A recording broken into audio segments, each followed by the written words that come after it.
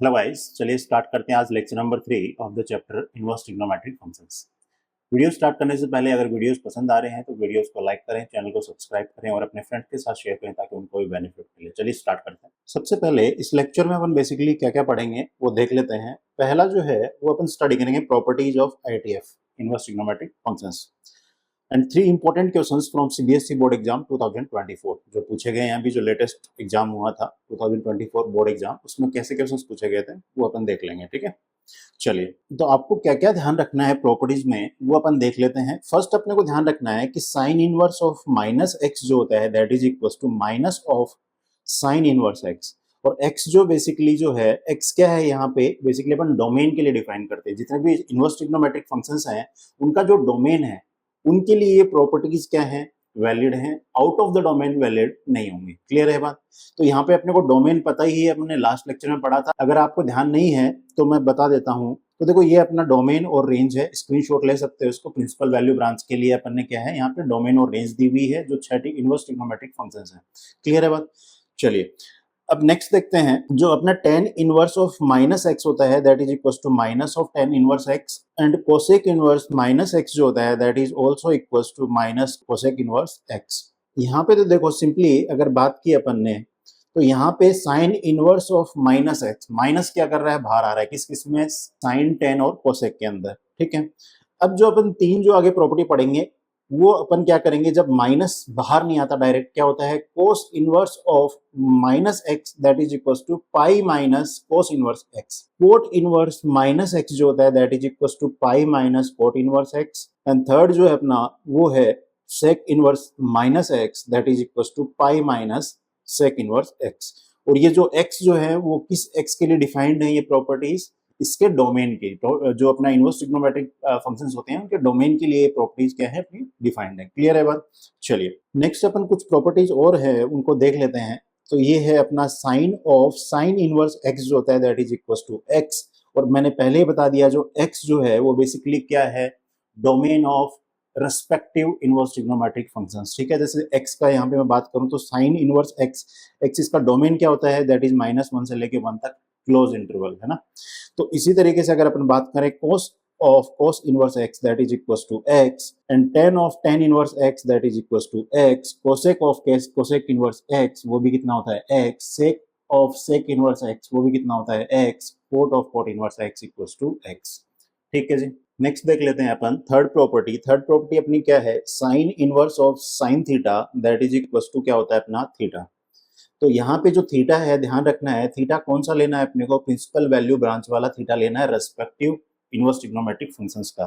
तो मेरे को पता है कि साइन इनवर्स में बात करें तो जो रेंज होती है प्रिंसिपल वैल्यू ब्रांच की होती है -π/2 से π/2 क्लोज इंटरवल। इसी तरीके से अगर अपन बात करें कोस इनवर्स ऑफ कोस थीटा वो अपना हो जाएगा थीटा। और थीटा अपने को पता है कहां से कहां लाई करेगा, प्रिंसिपल वैल्यू ब्रांच के अंदर लाई करना चाहिए। Ten inverse of tan theta वो इक्वल टू होता है थीटा, और थीटा अपना कहां लाई करना चाहिए, इसकी प्रिंसिपल वैल्यू ब्रांच में। Cot inverse of cot theta that will also be equal to theta. Sec inverse of sec theta वो भी अपना इक्वल टू होता है थीटा। और cosec inverse of cosec theta वो भी होगा अपना थीटा। बस ध्यान ये रखना है कि ये प्रॉपर्टी अपन यूज जब करेंगे जब अपना थीटा कहां लाई कर रहा हो, प्रिंसिपल वैल्यू ब्रांच में लाई कर रहा हो। ये बात समझ में आ रही है? चलिए अब करते हैं क्वेश्चंस। फर्स्ट जो क्वेश्चन है वो अपना 2024 में 2 मार्क्स का पूछा गया था। ठीक है, वेरी शॉर्ट आंसर टाइप जो क्वेश्चंस आते हैं उसमें ये पूछा गया था। तो बोल रहा है find the principal value of tan inverse 1 plus cos inverse -½ plus sine inverse -1/√2। Questions का सॉल्यूशन स्टार्ट करने से पहले आप क्या करें, वीडियो को पॉज करें और क्वेश्चंस को खुद से अटेम्प्ट करें ताकि आपको पता लगे कि आप अटेम्प्ट कर पा रहे हैं कि नहीं, और उसके बाद में आप क्या करें इसका सॉल्यूशन देखें। चलिए स्टार्ट करते हैं। अपने को ध्यान रखना है कौन सी ब्रांच की बात कर रहा है, प्रिंसिपल वैल्यू की बात कर रहा है यहाँ पे। तो अपने को जो आंसर देना है, क्या एंगल का जो आंसर आएगा, जो थीटा आंसर आएगा वो किस में आना चाहिए, that should be in principle value branch. तो अपने को पता है tan इनवर्स 1 जो होता है दैट इज इक्वल टू होता है अपना π/4। क्यों अपन बोल सकते हैं, क्योंकि tan इनवर्स अगर मैं बोलता हूँ 1 लेट से थीटा के बराबर है तो यहाँ पे tan थीटा इक्वल टू क्या हो जाएगा 1। और अपने को पता है किस थीटा पे प्रिंसिपल वैल्यू ब्रांच की वो अपना 1 आता है, वो होता है π/4 पे। क्लियर है?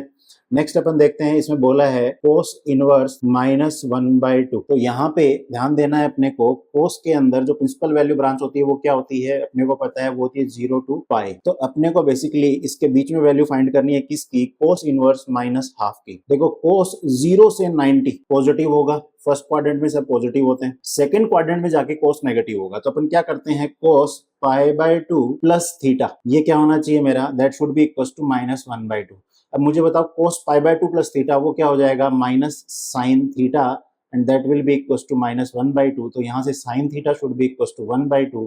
तो यहाँ से मैं बोल सकता हूँ थीटा जो होगा मेरा वो होगा 1/2। साइन किस वैल्यू पे होता है, दैट इज π/6। तो यहाँ पे अगर इस वैल्यू को मैं डाल दूं तो कोस के किस एंगल पे जो आंसर है -1/2 आ रहा है, वो आ रहा है π/2 प्लस π/6। तो अगर अपन बात करें तो ये हो जाएगा π/2 प्लस π/6, और इसको ऐड करेंगे तो अपन ऐड करेंगे तो इसमें आंसर जो आएगा दैट विल बी 6 4π/6। तो इसको कट कर देते हैं 2π/3। क्लियर है बात, चलिए तो यहाँ से जो आया अपना वो आया 2π/3। अब देखो इसमें मैंने ये थोड़ा मेथड बता दिया, 11th में चीजें अपन ने सीखी थी जो क्वाड्रेंट के हिसाब से ट्रिग्नोमेट्रिक फंक्शंस का। तो यहाँ पे अगर अपन दूसरे मेथड से जाना चाहें वो भी कर सकते हैं। क्या कर सकते हैं इसमें, इसमें अपन यूज कर सकते हैं ग्राफ। अपन क्या करते हैं, कोस का ग्राफ ड्रॉ करते हैं। तो कोस का ग्राफ होता है अपना यहाँ से स्टार्ट होता है और यहाँ पाई तक जाता है, ठीक है। अब देखो यहाँ पे तो अगर मैं बात करूँ π/2 पे 0 हो जाता है, उसके आगे अगर अपन बात करें तो यहाँ पे इस वैल्यू पे अगर अपन बात करते हैं दैट इज 2π/3 पे, वो अपना जो होता है दैट इज -1/2 हो जाता है अपना। तो सीधा अपन यहाँ पे ग्राफ से भी निकाल सकते हैं, कोई इश्यू वाली बात नहीं है, ठीक है। दोनों में जो इजी लगे वो कर लेना। नेक्स्ट आपसे पूछा है कि साइन इनवर्स ऑफ -1/√2। तो ये सीधा ही पता है अपने को, इसकी जो वैल्यू होती है दैट इज -π/4। क्लियर है। अब इन तीनों को ऐड करना है अपने को, ऐड कर देते हैं। तो यहाँ से मैं बोलूं tan inverse 1 plus cos inverse -1/2 plus sine inverse -1/√2। तो ये अपना हो जाएगा π/4 प्लस 2π/3 माइनस π/4। तो π/4 कट हो जाएगा, आंसर आ जाएगा 2π/3। ये अपना आंसर हो जाएगा। तो ये अपन जो एंगल्स हैं ये सिंपली अपन बहुत अच्छे से, अपन ने अगर 11th क्लास पढ़ी है अपने ट्रिग्नोमेट्रिक फंक्शन वाली तो इजीली निकाल सकते हैं। मैं यहाँ पे सिर्फ इसलिए एक्सप्लेन कर रहा हूँ ताकि वो जो चीज है आपकी रिवाइज हो जाए। नेक्स्ट है क्वेश्चन नंबर 2। क्वेश्चन नंबर 2 क्या बोल रहा है, express tan inverse of cos x upon 1 minus sine x in the simplest form. और x जो है अपना वो है -π/2 टू π/2। अब देखो यहाँ पे अपने को एक प्रॉपर्टी पता है, tan inverse of tan theta वो कितना होता है, दैट इज थीटा। और जो थीटा होता है इस केस में अपने को पता है वो रेंज, कौन सी रेंज, प्रिंसिपल वैल्यू ब्रांच की रेंज किसकी, tan इनवर्स की, वो होती है -π/2 टू π/2। ये बात अपने को पता है। अब यहाँ पे अपने को दे दिया है tan इनवर्स ऑफ समथिंग। अब अपन इसको अगर tan x में चेंज कर दे तो अपना आंसर क्या आ जाएगा, x आ जाएगा। तो यहाँ पे अपने को क्या करना है, अपने को tan इनवर्स और इस ब्रैकेट में जो वैल्यूज हैं इनको tan की फॉर्म में चेंज करना है कंप्लीटली।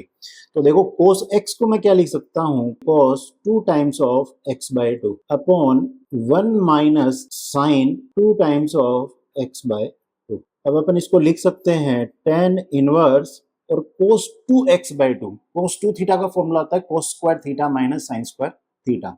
तो अपन लिख देते हैं इसमें cos square x/2 minus sine square x/2। तो यहाँ पे अपने अपॉन में जो वैल्यू गिवन है ये वाली, इसको क्या मैं ऐसा लिख सकता हूँ, ध्यान से देखो मैं लिख रहा हूँ इसको cos x/2 minus sine x/2 का होल स्क्वायर। अब ये मैं ऐसा क्यों लिख सकता हूँ, क्योंकि देखो जब मैं ब्रैकेट ओपन करूंगा तो यहाँ पे मैं बता देता हूँ करके, तो ये हो जाएगा cos square x/2 plus sine square x/2 minus 2 sine x/2 cos x/2।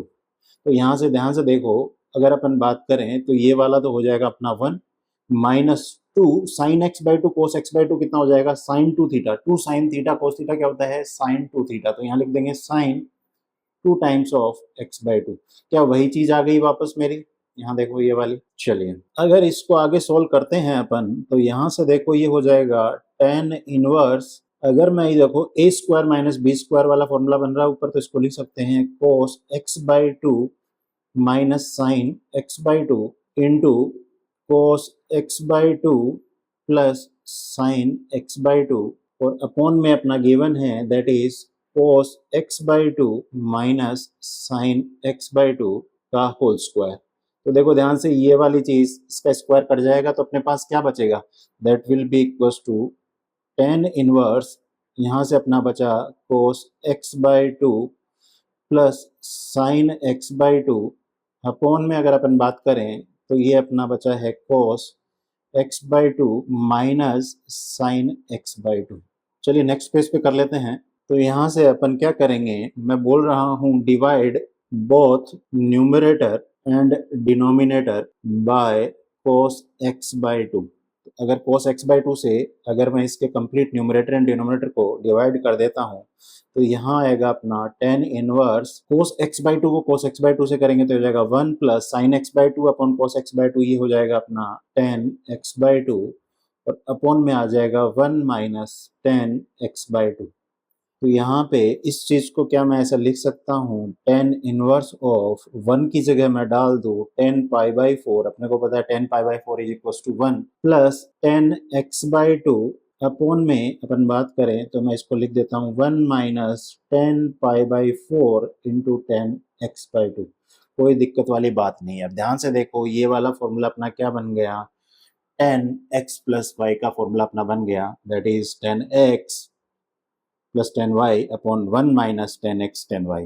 ये बात समझ में आ रही है क्या? चलिए, तो यहाँ से अपन इसको लिख सकते हैं टेन इनवर्स ऑफ टेन, ये है अपना पाई by four plus x by to हो गया भाई अपना ये, ठीक है।